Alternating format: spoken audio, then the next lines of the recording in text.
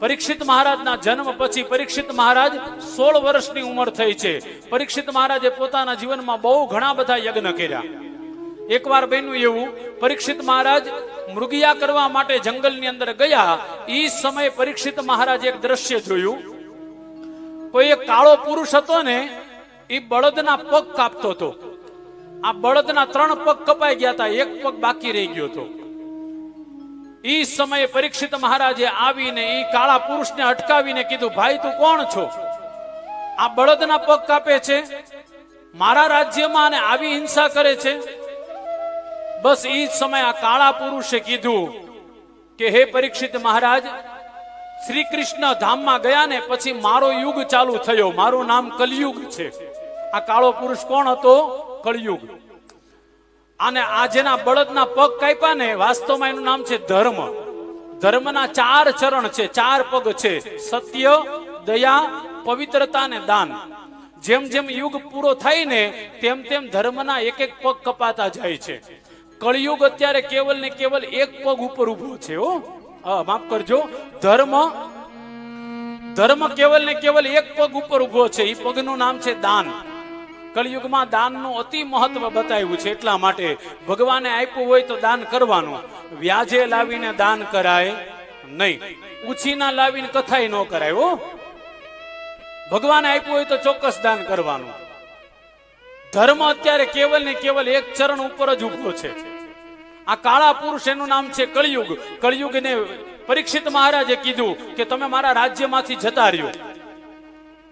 કળયુગે કીધું, હું ક્યાં જાઉં? જ્યાં જો ને બધી જગ્યાએ તમારું જ રાજ્ય છે. એક કામ કરો હે પરીક્ષિત, મને રહેવા માટે કઈક સ્થાન આપી દો, હું ત્યાં જ રહીશ. કથા છે અહીંયા, કળયુગને રહેવા માટે સોનામાં સ્થાન આપ્યું.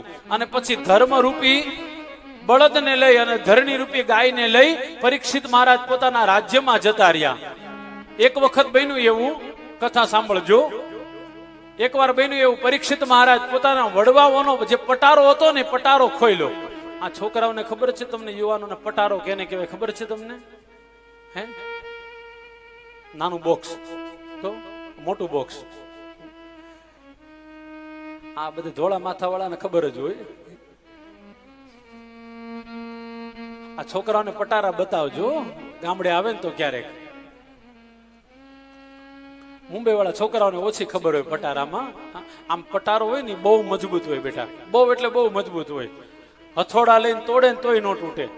અને હા છે તો છોકરાઓને બતાવજો. 2 પડ્યા છે એકના હટાન. મુંબઈ નહીં લાવતા હો પાછા. આનંદ કરો, મજા કરો. એ બહુ વજનદાર હોય બેટા. અને પેલાના જમાનામાં વધારે પડતું જે આમ જોખમી વસ્તુ હોય ને બધી એમાં રાખતા. અને પછી એનો જે શું કહેવાય, જે કડી હોય ને એટલી બધી મજબૂત હોય કે એને તોડવામાં બહુ વાર લાગે. એને એક જગ્યાએથી બીજી જગ્યાએ ફેરવવું હોય ને તો ઘણા બધા માણસો જોઈએ. અને આપણી સુટકેસ હવે માંડ ઉચકે છે આપણાથી, એટલે પટારાની આપણે જરૂર નથી. બોરીવલી એકવાર ઉતરો, હું આમ અહીંયા હરિદ્વારથી જ લગભગ જાતો હતો. બોરીવલી ઉતરો ને તો 20 વર્ષનો છોકરો તો એક બેગ નહોતો ઉપાડી શકતો. બોલો, એમાં કુલીને પકડો, ભાઈ બેગ ઉપાડતો. મેં કીધું, આ 20 વર્ષની જુવાનને તારી બેગ નથી ઉપાડી શકતો? આમાં છોકરાઓનો વાક નથી હો, મા બાપનો વાક છે. એક બેગ આપણા છોકરા ન ઉપાડી શકે એમની માટે તો આપણે ઘણું બધું આગળ જતા સહન કરવું પડશે. આજના છોકરાઓને કોને ખબર, હવે બળ રહ્યું જ નથી શરીરમાં. થોડું થોડું છે ને છોકરા પાસે કામ કરાવો ઘરમાં, અને થોડું થોડું વજન હોતે ઉપાડવા કરો છો ને તમે બધા. 2 જણા જ આ પાડી.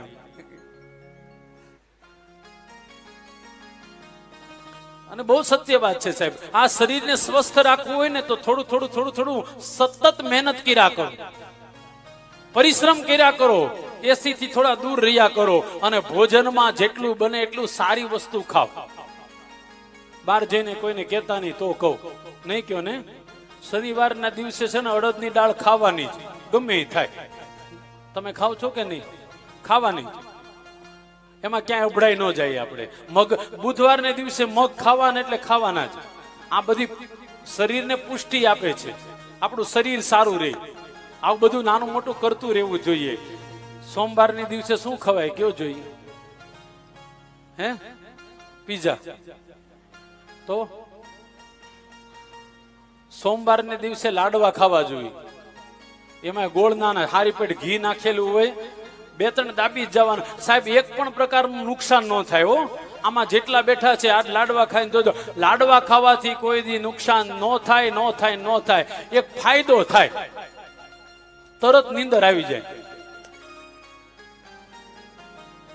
100% લાડવા ખાવાથી કોઈ દી નુકસાન થાય જ નહીં. તમારે કચ્છમાં કેમ છે?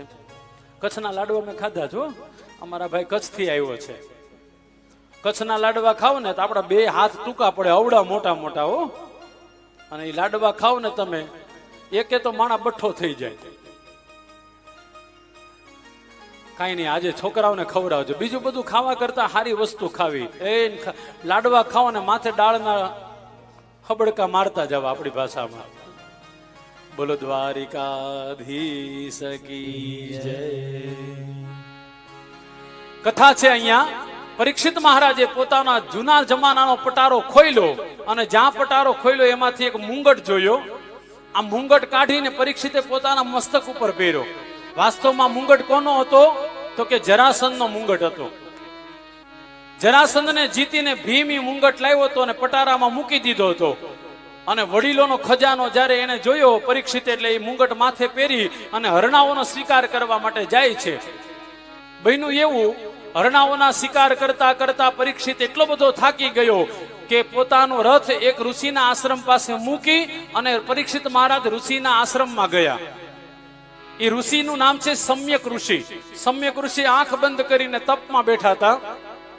એ જ સમયે પરીક્ષિત મહારાજ આવ્યા. પરીક્ષિત મહારાજે આવીને સમ્યક ઋષિને કીધું કે મને ભૂખ લાગી છે, ભોજન આપો. મને તરસ લાગી છે, પાણી આપો. પણ બહેનું એવું, ઋષિ તો સમાધિમાં હતા એટલે જાગી ન શક્યા. ઘણી બધી વાર પરીક્ષિતે કીધું, પણ ઋષિ તો સમાધિમાં એકદમ ભગવાનમાં મગ્ન થઈ ગયા હતા. પરીક્ષિતને એમ થયું કે મને જોઈ આ ઋષિ મુનિ ઢોંગ કરે છે. એટલે પરીક્ષિતે શું કર્યું ભાઈ? તો કે પોતાના ભાથામાંથી તીર કાઢી અને એક નાગને મરેલો પડ્યો તો, સર્પ મરેલો પડ્યો તો, એ ન કોડે ઉપાડી અને ઋષિના ગળામાં પહેરાવી દીધો. અને જ્યાં ઋષિના ગળામાં મરેલો સર્પ પહેરાયો, એક નાનો અમથો બાળક આ બધું દ્રશ્ય જોઈ ગયો. આ સમ્યક ઋષિનો શિષ્ય હતો. દોડતા દોડતા આવી સમ્યક ઋષિના દીકરા શૃંગી ઋષિને જઈ અને કહે છે કે કોઈ રાજાએ આવી તમારા પિતાના ગળામાં મરેલો સર્પ પહેરાવ્યો છે.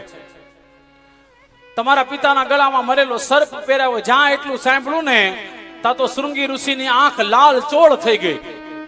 બાજુમાં કૌશિકી નદી જતી હતી, હાથમાં જલ લઈ અને શૃંગી ઋષિએ શ્રાપ આપ્યો, ઇતિ લંઘિત મર્યાદમ તક્ષક સપ્તમે હની દક્ષયંતી સ્મ કુલાગારા ચોદિતો મે તદ્રુહા ચોદિતો મે તદ્રુહા.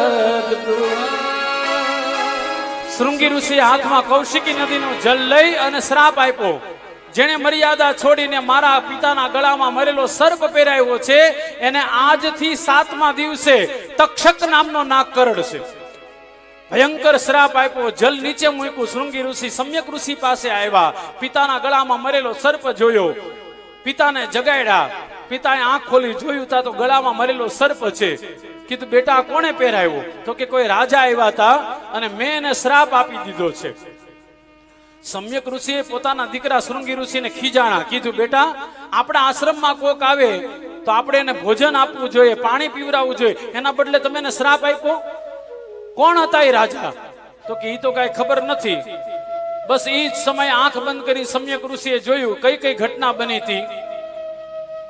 મોટા ભાગે બને એવું સાંભળજો. આપણે કળિયુગમાં રહીએ છીએ. આંખ બંધ કરીએ તો આપણને નીંદર આવી જાય. આપણે આંખ બંધ કરીએ તો બીજા બધા વિચારો આવે. પણ સમ્યક ઋષિએ જે આગળ દ્રશ્ય બન્યું ને એ બધું આંખ બંધ કરીને જોઈ લીધું. કોણ રાજા હતો, ક્યાંથી આવ્યો હતો, શું શું થયું, આંખ બંધ કરીને જોયું. આ તો પરીક્ષિત રાજા હતા, અભિમન્યુના દીકરા, યુધિષ્ઠિરના પૌત્ર, હસ્તિનાપુરના રાજા, અને એણે મારા ગળામાં મરેલો સર્પ પહેરાવ્યો છે. બસ એ સમયે સમ્યક ઋષિએ શૃંગીને કીધું, બેટા તમે બહુ મોટી ભૂલ કરી ગયા છો. રાજા આ વિષ્ણુ સમાન હતા અને તમે એને એના ગળામાં મરેલો સર્પ પહેરાવ્યો. હવે જાઓ જઈને સમાચાર આપો કે હે રાજા, જીવવા માટે તારી પાસે કેવલ ને કેવલ 7 જ દિવસ છે. શિષ્યો ગયા છે, જઈને પરીક્ષિતને સમાચાર આપે છે. આ બાજુ પરીક્ષિત મહારાજે મુંગટ કાઢી સ્નાન કરીને જેવા આવ્યા ને તા એને બધું યાદ આવી ગયું કે મારાથી આજે બહુ મોટું પાપ થઈ ગયું છે. મેં ઋષિના ગળામાં મરેલો સર્પ પહેરાવ્યો. અને પછી તો કથા છે. એ જ સમયે પરીક્ષિત મહારાજે ભગવાનને કીધું, હે ભગવાન, મેં એટલું મોટું પાપ કર્યું તો મને દંડ તો આપો. પ્રજા જો અપરાધ કરે તો રાજા દંડ આપે, પણ રાજા જ અપરાધ કરે તો કોણ દંડ આપશે? બસ એ જ સમયે સમ્યક ઋષિના શિષ્યોએ આવીને સમાચાર આપ્યા કે તમને આજથી 7મા દિવસે અમારા ઋષિપુત્રએ શ્રાપ આપ્યો છે. 7મા દિવસે તમને તક્ષક નામનો નાગ કરડશે. જ્યાં એટલું સાંભળ્યું ને પરીક્ષિત દુખી નથી થયા, ઓ રાજી થયા કે મેં ભગવાનની પાસે સજા માંગીને ભગવાને મને સજા આપી. પછી તો ઋષિઓને બ્રાહ્મણોના બાળકોને દાન દક્ષિણા આપી પરીક્ષિતે રવાના કર્યા. અને આ બાજુ પરીક્ષિત મહારાજે પોતાના દીકરા જન્મ જઈને ગાદી સોંપી અને ગંગાના કિનારે આવ્યા. અન્નજળનો ત્યાગ કરી અને ગંગાજીના કિનારે આવ્યા. એ જ સમયે મોટા મોટા ઋષિમુનિઓ પણ આવ્યા છે. મોટા મોટા ઋષિમુનિઓ આવીને પરીક્ષિતને કહે છે, પરીક્ષિત, આજથી 7મા દિવસે તારું મૃત્યુ છે ને, ચિંતા નહીં કરતો, કોક મહાપુરુષ આવશે અને તારું મૃત્યુ સુધારશે. હજી આપસમાં ચર્ચા કરતા હતા. એ જ સમયે બધાની વચ્ચે સુખદેવજી મહારાજ પ્રગટ થયા. એકવાર જય જયકાર કરો. બોલ શ્રી સુખદેવજી મહારાજ કી જય. બોલ શ્રી સુખદેવજી મહારાજ.